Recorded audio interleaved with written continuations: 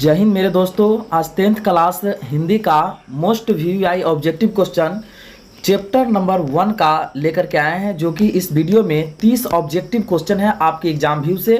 तो आप comment box में ज़रूर शेयर करेंगे कि आपका 30 में कितना सही हो पाता है। वीडियो में लगातार आप जरूर बने रहेंगे। तो आइए देख लेते हैं। फर्स्ट नंबर प्रश्न यहाँ क्या कह रहा है। फर्स्ट नंबर प्रश्न कह रहा है कि भारत में जाति प्रथा का मुख्य कारण क्या है। ठीक है ना, भारत में जाति प्रथा का मुख्य कारण क्या है। देखिए ये 2021 में ये प्रश्न को पूछा भी गया है। ठीक है ना, तो इसका आंसर नंबर क्या हो जाएगा, ए हो जाएगा, बेरोजगारी है। ठीक है, चलिए आगे की ओर हम चलेंगे दूसरा नंबर प्रश्न पर। यदि दोस्तों वीडियो अच्छा लगे कि आपके लिए हेल्पफुल वीडियो है तो जरूर चैनल को सब्सक्राइब करेंगे, क्योंकि 10th क्लास का सभी विषय का ऑब्जेक्टिव आपको मेरे चैनल के माध्यम से अपडेट लगातार मिलता रहेगा। चलिए आगे की ओर हम बढ़ेंगे दूसरा नंबर प्रश्न पर। कह रहा है मानव मुक्ति बोध के पुरोधा किसे कहा गया है। पुरोधा किसे कहा गया है, मानव मुक्ति बोध के पुरोधा किसे कहा गया है। तो इसका आंसर नंबर क्या हो जाएगा, सी हो जाएगा, भीमराव अंबेडकर इसका आंसर हो जाएगा। और 2021 में यह प्रश्न को भी पूछा गया है। चलिए आगे की ओर हम बढ़ेंगे और देख लेंगे तीसरा नंबर प्रश्न हमें क्या कह रहा है। तीसरा प्रश्न कह रहा है जाति प्रथा स्वाभाविक विभाजन नहीं है, क्यों। जाति प्रथा स्वाभाविक विभाजन नहीं है, क्यों। तो तीसरा का आंसर नंबर क्या हो जाएगा, डी हो जाएगा, रुचि पर आधारित नहीं होने के कारण। ठीक है, चलिए आगे की ओर हम बढ़ेंगे और चौथा नंबर प्रश्न पर हम लोग चलेंगे। ठीक है ना, 4 नंबर प्रश्न कह रहा है कि बाबा साहेब भीमराव अंबेडकर का जन्म किस राज्य में हुआ। ठीक है ना, बाबा साहेब भीमराव अंबेडकर का जन्म किस राज्य में हुआ, तो मध्य प्रदेश में हुआ। ठीक है ना, महू क्या है, महू मध्य प्रदेश में हुआ था, महू गांव है। ठीक है, चलिए आगे की ओर हम बढ़ेंगे और 5वां नंबर प्रश्न पर चलेंगे कि 5वां नंबर प्रश्न हमें क्या कह रहा है। 5वां नंबर प्रश्न कह रहा है श्रम विभाजन और जाति प्रथा के लेखक कौन है। ठीक है ना, श्रम विभाजन और जाति प्रथा के लेखक कौन है। इसका आंसर क्या हो जाएगा, ए हो जाएगा, भीमराव अंबेडकर। और यह प्रश्न को 2020 में भी पूछा गया है। ठीक है, चलिए आगे की ओर हम बढ़ेंगे और 6ठे नंबर प्रश्न की ओर चलेंगे। 6ठा नंबर प्रश्न हमें यहाँ पर कह रहा है कि बाबा साहेब भीमराव अंबेडकर का जन्म कब हुआ था। ठीक है ना, बाबा साहेब भीमराव अंबेडकर का जन्म कब हुआ था, 2019 में और 2020 में लगातार प्रश्न को पूछा गया है। ठीक है ना, तो आइए इसका आंसर नंबर ए हो जाएगा, 14 अप्रैल 1891 ईस्वी को क्या हो गया था, तो भीमराव अंबेडकर को जन्म हुआ था। चलिए आगे की ओर हम बढ़ेंगे और 7वां नंबर प्रश्न को देख लेंगे। ठीक है ना, तो देखिए 7वां नंबर प्रश्न हमें कह रहा है कि श्रम विभाजन और जाति प्रथा गद्य की कौन सी विद्या है। ठीक है, श्रम विभाजन और जाति प्रथा गद्य की कौन सी विद्या है। तो 7 का आंसर नंबर क्या हो जाएगा, सी हो जाएगा, निबंध इसका आंसर हो जाएगा। चलिए आगे की ओर हम बढ़ते हैं 8वां नंबर प्रश्न की ओर। 8वां नंबर प्रश्न हमें कह रहा है कि भीमराव अंबेडकर के विख्यात भाषण एनिहिलेशन ऑफ कास्ट का हिंदी रूपांतरण किसने किया। ठीक है, तो 8 का आंसर नंबर क्या हो जाएगा, बी हो जाएगा, ललाई सिंह यादव ने किया था। चलिए आगे की ओर हम बढ़ेंगे और यहाँ देख लेंगे 9 नंबर प्रश्न हमें क्या कह रहा है। तो 9 नंबर प्रश्न हमें कह रहा है कि श्रम विभाजन और जाति प्रथा पाठ बाबा साहब के किस भाषण का संपादित अंश है। ठीक है ना, तो 9 का आंसर नंबर क्या हो जाएगा, 9 का आंसर नंबर सी हो जाएगा, एनिहिलेशन ऑफ कास्ट के कारण। ठीक है, और देखिए ये प्रश्न को जो है कि 2018 में ये प्रश्न को पूछा भी गया है। ठीक है, चलिए आगे की ओर हम बढ़ेंगे और यहाँ पर 10 नंबर प्रश्न देखेंगे।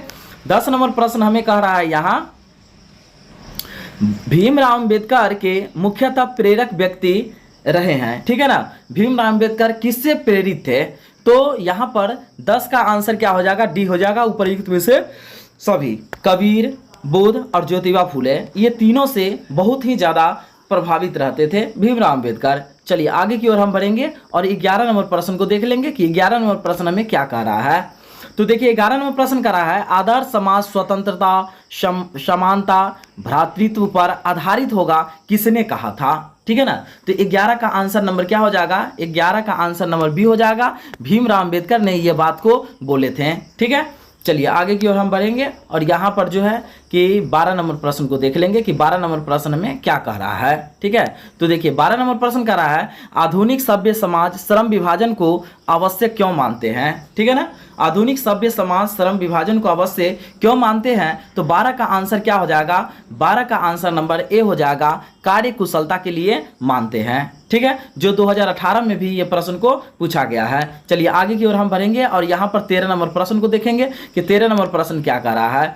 13 नंबर प्रश्न कह रहा है भारत में बेरोजगारी का मुख्य कारण क्या है, ठीक है ना। भारत में बेरोजगारी का मुख्य कारण क्या है, ठीक है ना। तो भारत में बेरोजगारी का अगर सबसे ज्यादा कारण है तो इसका आंसर नंबर ए है, जाति पाति के कारण भारत में बेरोजगारी है। और 2019 में ये प्रश्न को पूछा भी गया था, ठीक है। चलिए आगे की ओर हम बढ़ेंगे और यहाँ पर हम देख लेंगे 14 नंबर प्रश्न में क्या कह रहा है।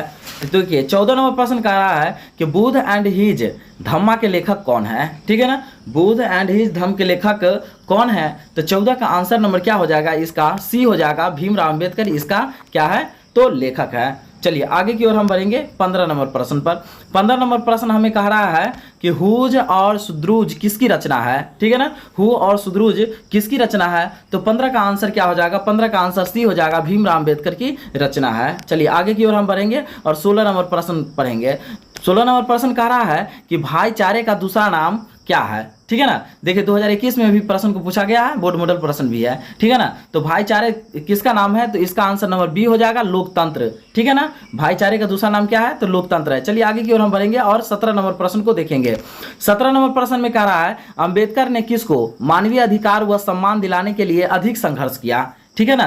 तो 17 का आंसर नंबर क्या हो जाएगा, उपर्युक्त में से सभी, अछूतों को, मजदूरों को, स्त्रियों के, यह सभी को मानवीय अधिकार दिलाने के लिए भीमराव अम्बेडकर ने अधिक से अधिक संघर्ष किए थे, ठीक है। चलिए आगे की ओर हम बढ़ेंगे और यहाँ पर देख लेंगे 18 नंबर प्रश्न। 18 नंबर प्रश्न क्या कह रहा है, किनके प्रोत्साहन पर अंबेडकर उच्चतर शिक्षा के लिए न्यूयॉर्क गए थे, ठीक है ना।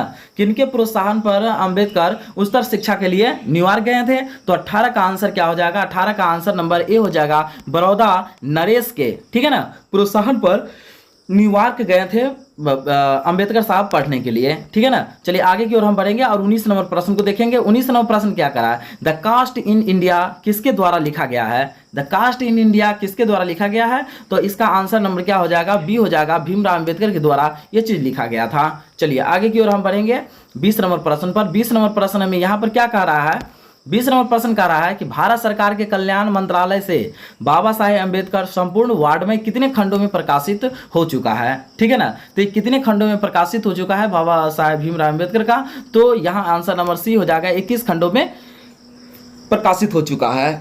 चलिए आगे की ओर हम बढ़ेंगे और 21 नंबर प्रश्न को देखेंगे कि 21 नंबर प्रश्न हमें क्या कह रहा है। 21 नंबर प्रश्न कह रहा है कि श्रम विभाजन और जाति प्रथा भाषण लाहौर के किस वार्षिक सम्मेलन में दिया गया था, ठीक है ना। तो 21 का आंसर क्या हो जाएगा, 21 का आंसर ए नंबर हो जाएगा, 1936 में लाहौर में दिया गया था भाषण, ठीक है। चलिए आगे की ओर हम बढ़ेंगे और देख लेंगे 22 नंबर प्रश्न हमें क्या कह रहा है। तो आइए देख लेते हैं। 22 नंबर प्रश्न कर रहा है, इस युग में जातिवाद के पोषकों की कमी नहीं है, लेखक के अनुसार यह कैसी बात है, ठीक है। तो 22 का आंसर नंबर क्या हो जाएगा, बी हो जाएगा, विडंबना की बात है, ठीक है ना, बहुत ही घृणा की बात है जाति प्रथा। चलिए आगे की ओर हम बढ़ेंगे और 23 नंबर प्रश्न पर चलेंगे। बाबा साहेब भीमराव अम्बेडकर का निधन कब हुआ था, ठीक है ना। बाबा साहेब भीमराव अम्बेडकर का निधन कब हो गया था, तो इसका आंसर नंबर सी हो जाएगा, 1956 में बाबा साहेब भीमराव अम्बेडकर का क्या हो गया था, तो निधन हो गया था, ठीक है। चलिए आगे की ओर हम बढ़ेंगे और 24 नंबर प्रश्न पर चलेंगे। 24 नंबर प्रश्न कर रहा है, देयर मैग्नीज्म किनकी कृति है, ठीक है ना। देयर मैग्नीज्म किनकी कृति है, तो 24 का आंसर क्या हो जाएगा, डी हो जाएगा, भीमराव अम्बेडकर की देयर मैग्नीज कृति है, ठीक है। चलिए आगे की ओर हम बढ़ेंगे और यहाँ पर देख लेंगे 25 नंबर प्रश्न क्या कह रहा है। 25 नंबर प्रश्न है, विडंबना का अर्थ है, ठीक है ना। विडंबना का क्या अर्थ है, तो 25 का आंसर क्या हो जाएगा, सी नंबर हो जाएगा, उपहास। विडंबना का अर्थ क्या है, तो उपहास है, ठीक है। चलिए आगे की ओर हम बढ़ेंगे और यहाँ पर देख लेंगे 26 नंबर प्रश्न हमें क्या कह रहा है। 26 नंबर प्रश्न कह रहा है, समाज और राजनीतिक में बेहद सक्रिय भूमिका निभाते हुए अंबेडकर ने किनको मानवीय एवं अधिकार दिलाने के लिए अनेक प्रयास किए, ठीक है। तो 26 का आंसर नंबर क्या हो जाएगा, डी हो जाएगा, उपयुक्त सभी इसका हो जाएगा, ठीक है। यदि वीडियो अच्छा लग रहा है तो जरूर चैनल को सब्सक्राइब करते चलेंगे। चलिए आगे की ओर हम बढ़ेंगे और 27 नंबर प्रश्न को देखेंगे कि संविधान निर्माता अंबेडकर के अनुसार आदर्श समाज किस पर आधारित होना चाहिए, ठीक है।